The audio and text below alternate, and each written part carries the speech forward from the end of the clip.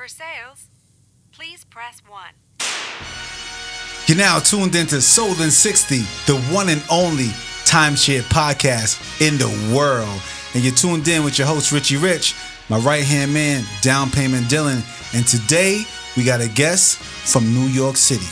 This guest, this is Mike. And when I met Mike, I said, where you from? He said, I'm from New York. You know what I mean? And there's something about my brothers and sisters from New York that I just love when they bring that energy to the timeshare industry. So, Big Mike, welcome to the show, brother. Man, thank you, brother. My G, thank you. I appreciate you. What's goody though? Yeah, it's all good. It's all good. Yeah, it's good to have you in the building, man. Thanks for coming through. Let me ask you, man. We met what time? When we met? About December. December. Yeah. Okay, one of the hardest times to start in the timeshare industry. Christmas. Now, when I say that, not because it's hard to start for Christmas, it's the aftermath of Christmas. Exactly. Because for those that's watching, Christmas is a busy time where you're going to make good money. People are traveling, have money to vacation. Mm-hmm. But when January, when it slows down and you get, a more mature crowd and the wave of visitors is not here, it's like, can you survive? And the fact that we are now in the summer of the following year, that means that you are a survivor. I survived. Yo, Mike, what's that saying they said about New Yorkers? If you could make it there, you could make it anywhere. You know what I'm saying? So you can make it in the timeshare industry, because that's a serious thing, man. I ain't gonna lie to you. If anybody can go back, there was a time where we talked about anyone starting in December. I felt bad for them because there's a lot of people who got let go. A lot of people. I'm sure you probably saw your class dwindle. Yeah, I saw the class drop. How many left from your class? Wow, I'll be honest with you, not many. Yeah. Not many. And as you continue your career in the business, you'll see that you might be the only one left from your class. I'm the only one left from my class. Most people that I meet that have been in the business anywhere over even 3, 5, 10 years, they're the only one from their class. That's how it would be. Only the strong survive. Quick turnover. Mm-hmm. I mean, how did you hear about timeshare in the first place? Wow. My cousin, I was flipping houses. My cousin, he told me to go check it out. He lives in Florida? Mm-hmm. He works for Westgate. I know. Mm-hmm. Shout out to your cousin. Who's your cousin? Give him his flowers, man. Shit. Ivan. Primo Ivan Navarro. Oh, that's your cousin? Yeah, that's my cousin. Get out of here. Yeah. I had no idea. Y'all kept it low. That's who got me in. That's what's up. Yeah. That's what's up. So you had a good heads up. Yeah, I did. I kind of did. So he told you about the business. How did he pitch you? Like, yo, you gonna make? Nah, I was flipping houses and flipping houses is good money, but is a slow income. It's a slow income. So you're kind of looking for something else while that's coming in. Right. Something easy, something you could do. So my uncle came to me and was like, "Yo, Ivan is doing timeshare. He wants to know if you want to get involved." Mm-hmm. So I said, "Yeah, I'll try it out because what I'm doing, I got time on my hands. Let me see what that is about." Mm-hmm. So I came down and I took the test. I didn't take the test. I took the interview, and this was a while ago. And I didn't start that time. Mm-hmm. I didn't start that time because I didn't think. To be honest with you, I didn't think you guys was in support of someone getting their real estate license.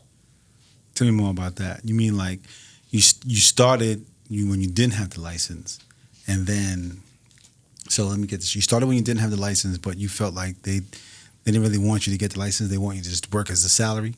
Basically, yeah. Mm-hmm. So when I asked, that's the impression I received. So, Yeah. So I was like, I'll do it if it's something to push me forward. But if it's secretarial, nah, I'm okay.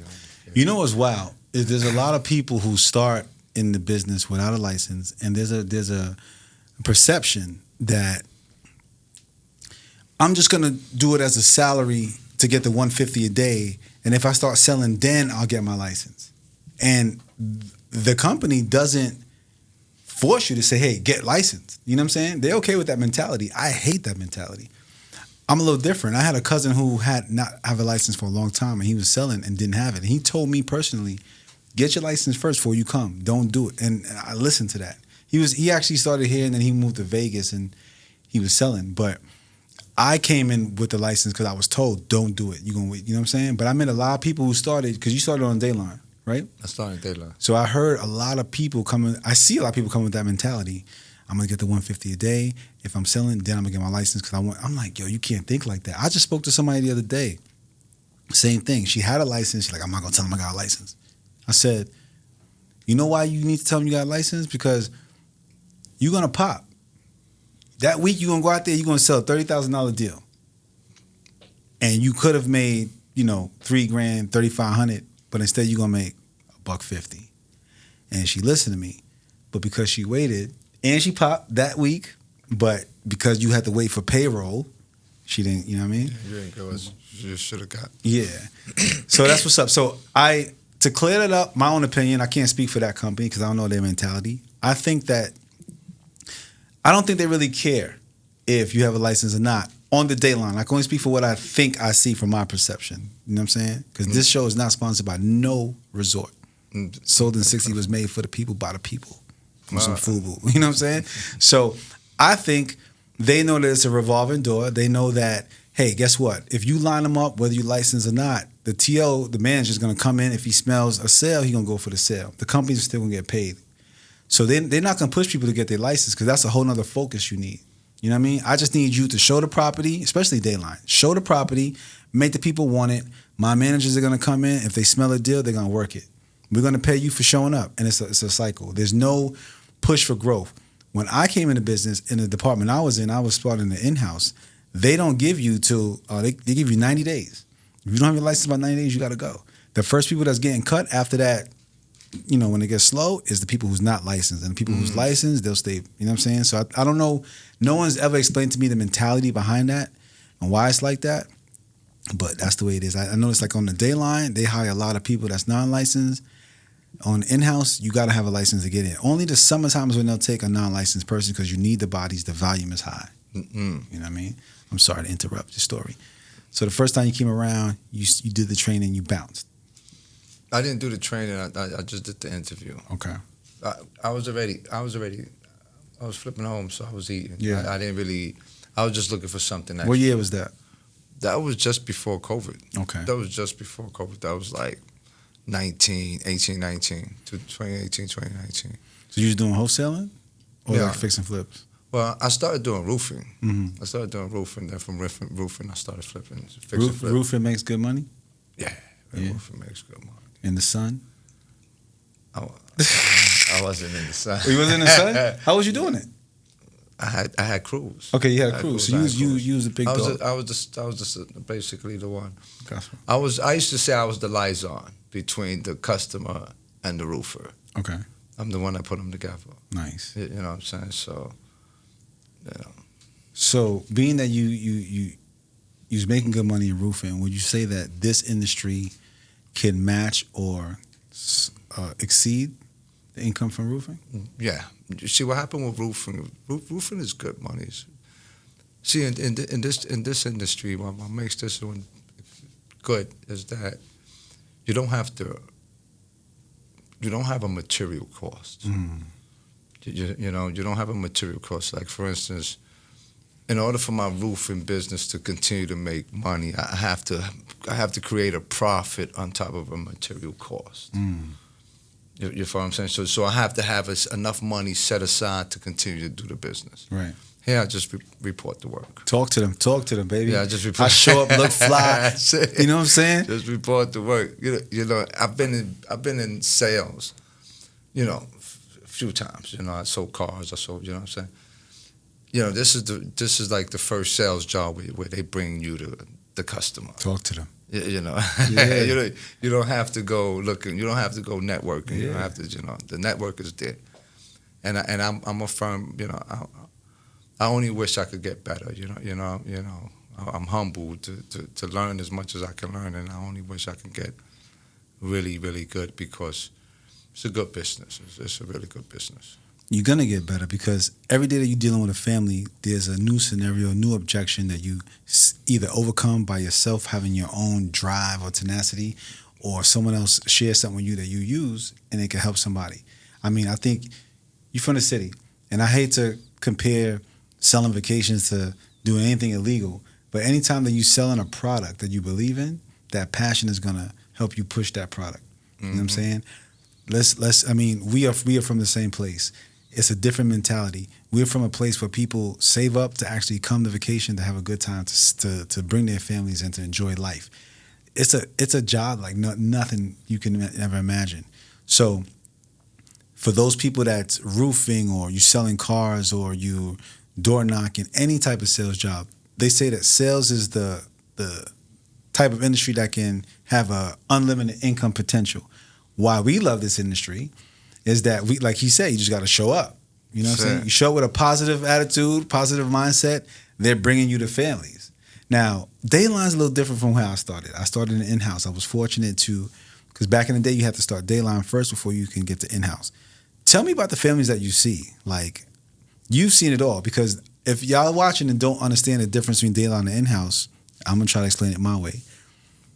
In Dayline or Frontline, because different resorts call it certain things, they even call it Action Line, these families are not staying on the property. They're staying somewhere else, and they've been invited for a presentation. So if you're invited for a presentation, you're not staying here. Someone's going to show me around and tell me about your product. Their objective is to get out of there within 90 minutes, right?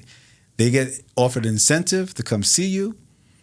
They're lined up out the door early in the morning, and throughout the day, they have different waves, right? They have no trust.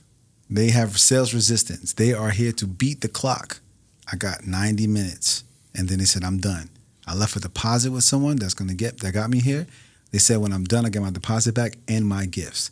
What kind of families are you seeing these days? Well, right now they just opened up.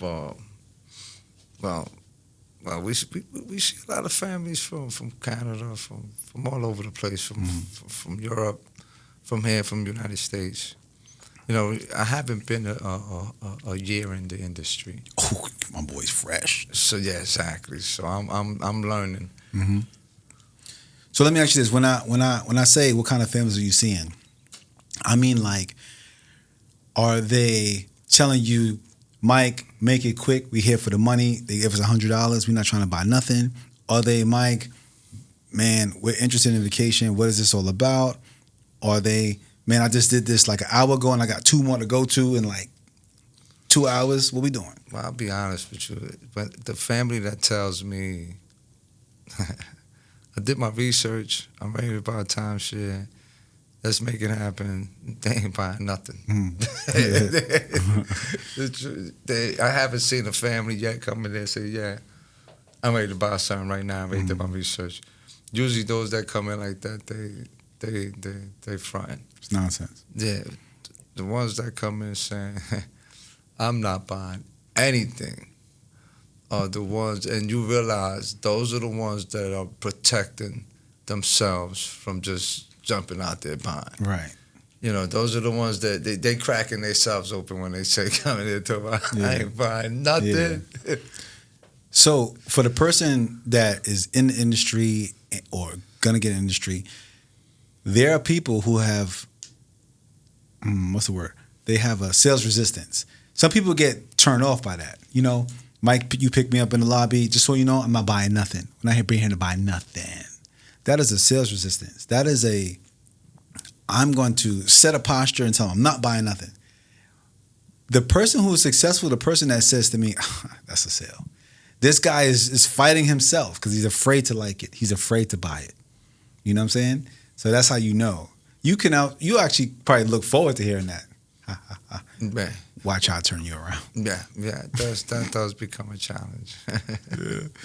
So let me ask you this. Coming out of training, because this is something that is not spoken of. Coming out of training, you study the script. Now that you've been on the floor for over a year, is it like what it was taught in training, or is it completely different or similar?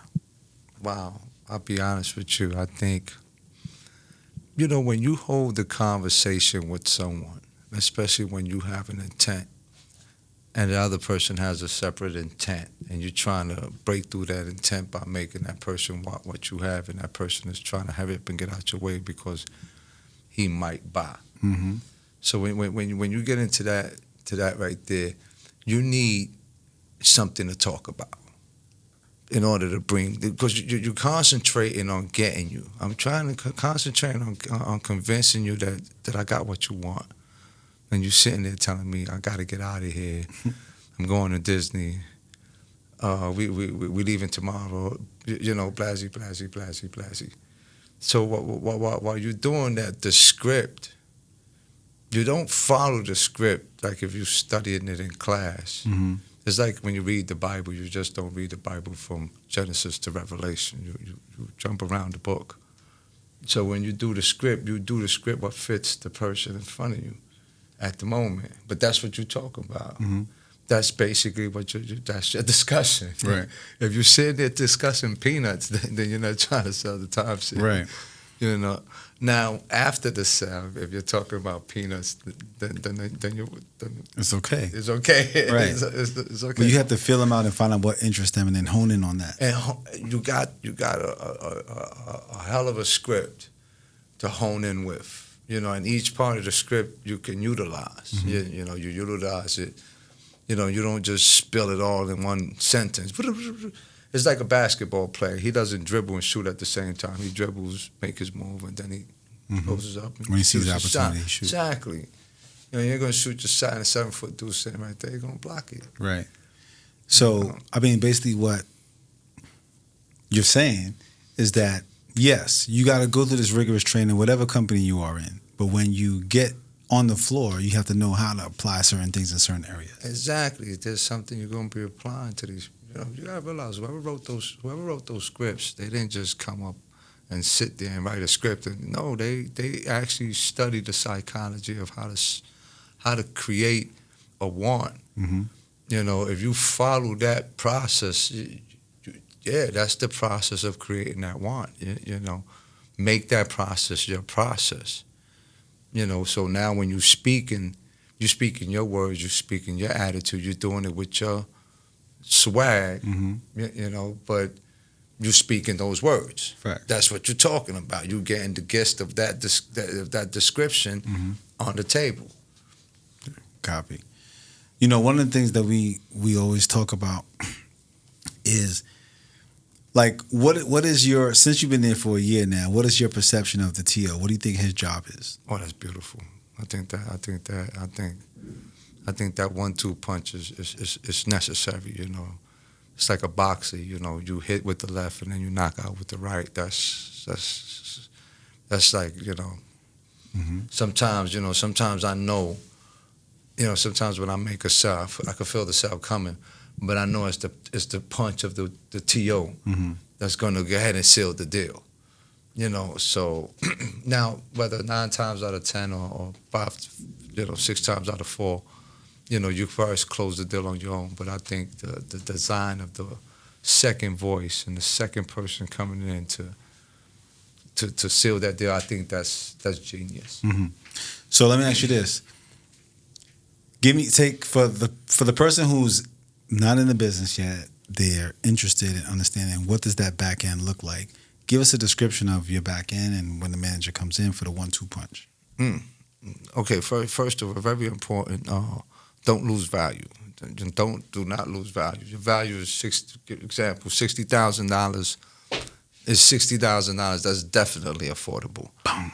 You know, do not anticipate. Every time I anticipate a drop, my chances of sell just went down. Good percentages. Might be 50%. Why? Because I'm already telling them, you know, but if it's affordable for you, or if you can find something, if I can find something more affordable for you, now I'm already anticipating the drop. You know what I'm saying? No, I already know the end of the story. I know how the story's gonna be. I know how the story's gonna end. So I need to keep it. I need you to keep you on your skates. Right. So I need to keep value. I need to keep value in everything I told you. If y'all watching, take notes right here. What he's saying is believe in the product, believe in the price. If it's 60,000, believe it's 60,000. Don't flinch. Like you got to ask for that 60,000 like it's nothing. Like it's only $60,000 and we need 20% down. Exactly. And assume they got it. Assume they got it. When they tell you they don't got it, that's where they say fake it till you make it, or you got to act. That's when you got to act. That's when you really, really got to act. Or like, you mean to tell me you can't afford it? It's only 12,000 down. Exactly. So then when your TO comes with that major 1-2 punch that you already know the story, then he's going to come with the 1-2 punch and you're going to sit there and be like, but you got to do the takeaway. You have to do, I'm sorry, I can't help you. Yeah. I'm so sorry that I can't. I'm so sorry. I'm so sorry. Bring them back. So you show them the price. They're like, man, 12,000, no friggin' way. He said, do the takeaway. I'm sorry I can't help you. I'm sorry you ain't got your money up. This product is not for everyone. It's not for everyone.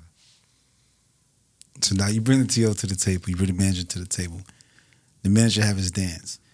When you leave the table, at that point, did you get a commitment of what they could do, or you just? Well, sometimes I get a commitment. I push for the commitment, but I don't try to push for the commitment because I don't want to lower the value. Absolutely. You know what I'm saying? So I don't want to push too hard for the commitment. So I go with the textbook. The textbook, you know, if you do your own financing, which you put down half, you know, it could be half. So it's half okay. And of course, with the Charles Bronson facial expressions. You know, like. So understand, every resort has a different back end. You know what I'm saying? His back end is saying, you know, I understand that this is not affordable, but listen, if you could put more money down, that'll reduce the monthly payment. How about that? Okay, you can't do that on this. Can you got another credit card? How many credit cards you got? What's your credit limit? Can you put a couple cards together? There's a different back end. But he's not dropping his price. Don't drop the price. You know what I'm saying? You can't do nothing for the price. You right. can't do nothing. Let the TO drop the price. Because if you drop the price, you can't hit them with the. There it goes. You can't hit them with that. There it goes. Yo, you can't hit them with that surprise. If y'all didn't see that facial expression, that's when you know you got to do. When dude leave, when the manager leave, male or female, when they say, Mike, I saw your face. Is this a good deal? What? I've never seen that at this table before. Yeah. And you whisper it like it's a big secret. Right. I've never seen that at this table before. I'm telling you, man. Get my glasses. I wear glasses, so I do one of these. Hey, is that accurate? You know, yeah, I feel you. So body language is important. If you're somebody right now that's on the tables and not having a reaction to the drop, believe it or not, them families are looking at you. You got to be excited about it. How can you not be excited? Why should they be excited about it if you're not excited about it? Exactly. You know what I'm saying? Exactly. So have you had that? Mike, I saw your face. Oh, yeah. Oh, yeah. And I even had that. What do you think? Do you think it's a good idea? I had. As a matter of fact, I had it through thinking of one of the or the other. A choice clothes. Yeah, choice clothes. Okay. And you know what? I got him to choose the bigger one. Oh, so tell me how that went. Because usually when I do a choice clothes, Mike, when I do a choice clothes, I'm like, don't do this, do this. But you went big on him, boy. Go shoot. I said, don't do it. I said, that one ain't for you. I said, this one is a better price. I do agree with that. But it's not for you. What you want is you want this one. Now when you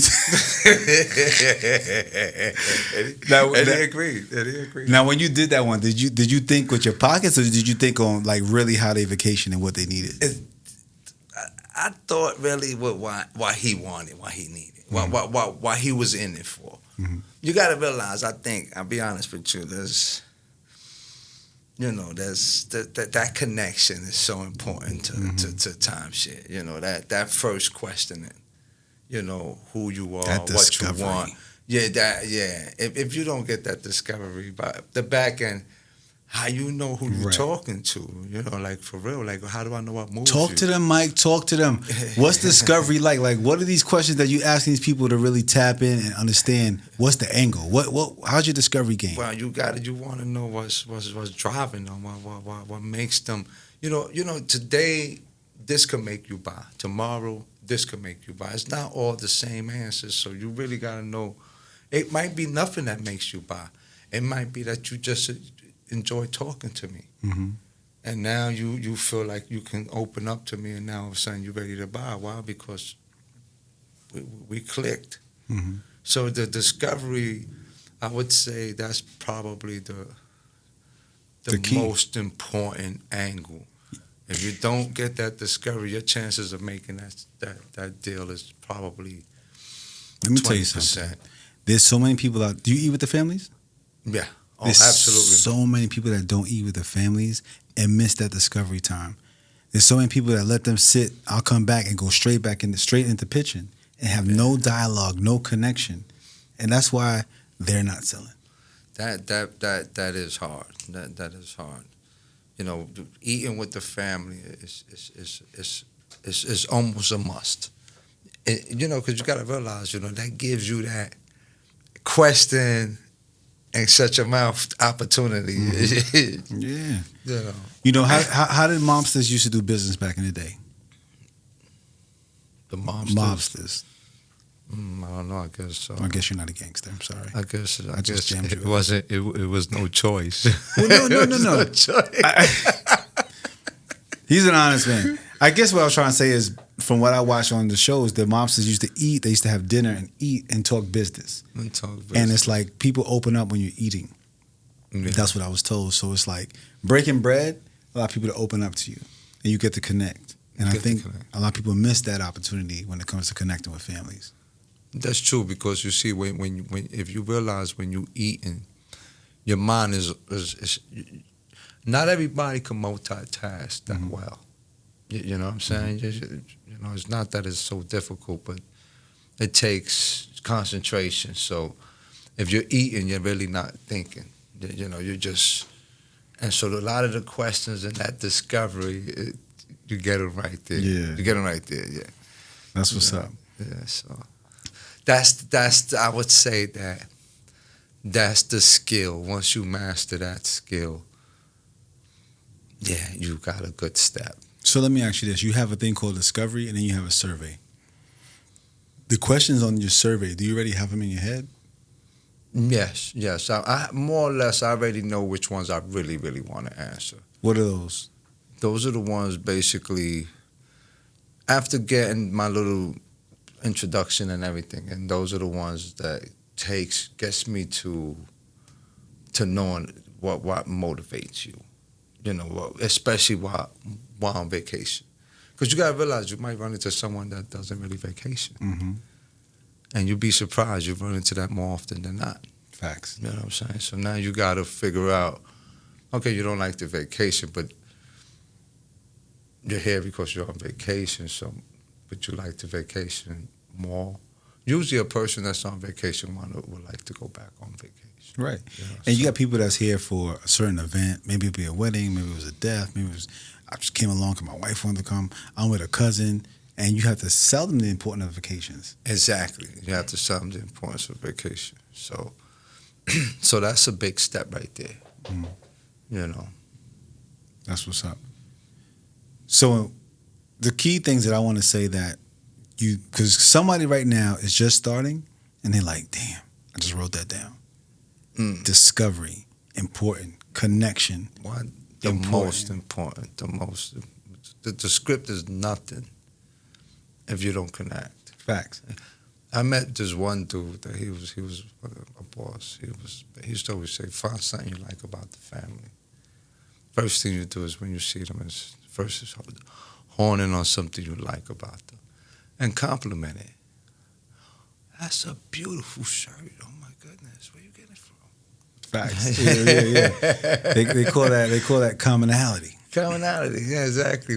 But when you find commonality, one thing about the discovery questions is you got to be skillful, because you can get what you're looking for and you can lose what you're looking for. Facts. By going in. You know, so it comes with a skill. It comes Facts. with a skill. So practice makes perfect. And I think what Mike is saying too is that there's sometimes when you get a person has a commonality with you and they try to run with it and overdo it. You want a time frame. They know what they're doing. It's 90 minutes. Listen, I'm gonna run with this. I'm gonna. Oh, you like sports? Oh, you like polo? You like this? I'm gonna run with it and drag it so you go over my time. Oh my God, it's 90 minutes. Exactly. But a skillful person knows how to redirect and bring it back in. You know what I'm saying? What part of New York you from? From Brooklyn. Hey, BK in the house. Okay, that's what it is. All right, man. Yo, man, Mike, I appreciate you coming through. Oh, man, appreciate that. Appreciate it. Thanks for having me, bro. Yeah, man, we appreciate you coming through. You know, this podcast was sponsored by Factual Film Studio, which is the podcast studio located at 8865 Commodity Circle, Suite B. So if anybody wants to do a podcast, contact Factual Film Studio on their website right there, right? So before we get out of here, Mike, we usually have our sold in 60 objection cards. We need to switch camera on the production, man. Hold on. Switch camera to the production, man. Because I don't know if y'all know, but I'm behind the scenes today, guys, but we usually have our sold in 60 objection cards, right? Okay. Today we're going to do a little something different. We're going to play a little segment called What's the First Thing That Comes to Your Mind?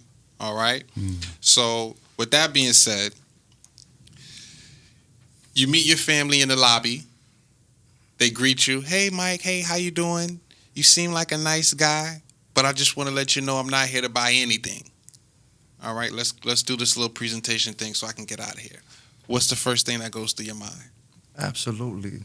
I understand you're on vacation. I'm trying to get you out of here as quick as I can. So if you don't mind, let's get this on as fast as we can. Let me ask you something. Do you know anything about timeshare? No? Never heard anything about. Do you know that this is a timeshare presentation? Are you aware of that? Oh, all right, fine. Are you guys hungry? Come on, follow me up this way. I'll make this as quick as possible for you and your family to get back on vacation. For sure. Absolutely. Absolutely. So when they hit you with that, that's not throwing you off your game at all? No. It's just putting me on my game. Yeah, you might even be expecting that to come out of their mouth. Well, it's good to get that out the way, because if you don't tell me you're in a rush, now I'm wondering, you know what I'm saying, why are you here? Mm-hmm. Why are you here? Why are you here? Because nobody wants to be here on vacation. Yes. So you sit there talking about, I'm not in a rush, take your time. You know? I'm walking through the door, you sit there with the hammer, cocked back. So, next one. The mom is on tour, the aunt is on tour, the sister is on tour, but they're all on separate tours of their own. The grandma is next up, and that's your tour. What's the first thing that's going through your mind? NQ. Facts. I'm out of here. I'm out of here. Had him go sit over there with them. Over there. Exactly. Right. Okay, I respect that. Have you ever NQ'd a family in the lobby just, for whatever reason? I have. I also have sold to a family that I was trying to NQ. Get out of here. Yeah, they came through because what happened is they disappeared. In the lobby, I came to get them. They were gone. Now I'm looking for them all over the lobby. Where they at? So when I finally find them, it's like 30 minutes in, and they talking about it's a 90-minute presentation. So I was like, okay, no, absolutely no problem. Come on. I said, these people want to cancel. They flip. What you mean we want to cancel? I said, you said it's a 90-minute talk. We ain't even started. You're 30 minutes late. You know what I'm saying? That's canceled to me. You can't. We can't do the talk. It's 90 minutes. It's according to what you said, right? Yeah, but we don't want to cancel. I said, hey, calm down, man. I'm just trying to get you out of here because it's a 90-minute talk. It's 30 minutes late. You can't do it. No, we still. Okay, well, I tell you what I'm going to do. I'm going to make it in 1 hour. Fair? Sold them at $32,000. And for the record, does the 90 minutes start after breakfast? After breakfast. That's funny. That's what's up, man. All right, so we got 2 more. All right. You see the ladies at the front desk or gentlemen at the front desk, and they skip you.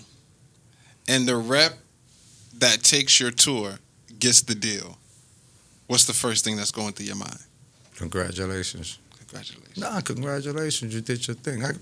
You know, because you sold it to them, that doesn't mean I would have sold it to them. Mm-hmm. You Facts. did what you had to do. You connected where you needed to connect. I probably wouldn't have been able to connect, even though I do have confidence that I will. But Right. I'm just saying, you know, you did it. So, kudos. Of course.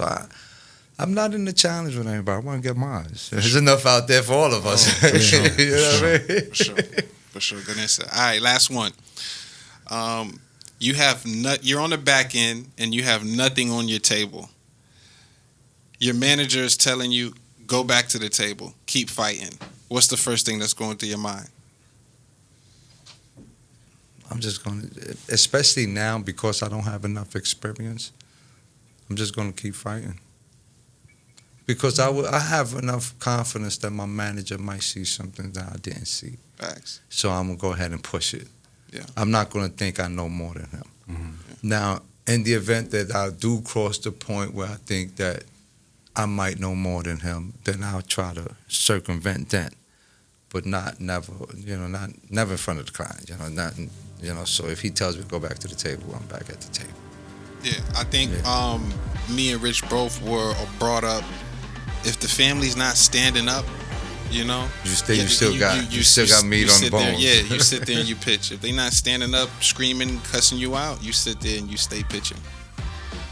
So that's what's up, man. So yeah, again, like Richard said, we appreciate you stopping by and sharing jewels and dropping jewels for the people that are looking to get into the industry, and also new people like yourself that are watching the podcast. If y'all watching it on Spotify, They want to watch you.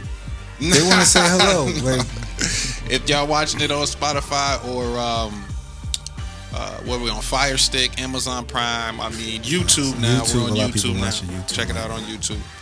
this is Sold in 60 shot glass made by Karen Designs. If y'all want a shot glass, send us objections to overcome in the comment section of our Instagram, YouTube, or DM us, all right? Peace, and that's how you get Sold in 60.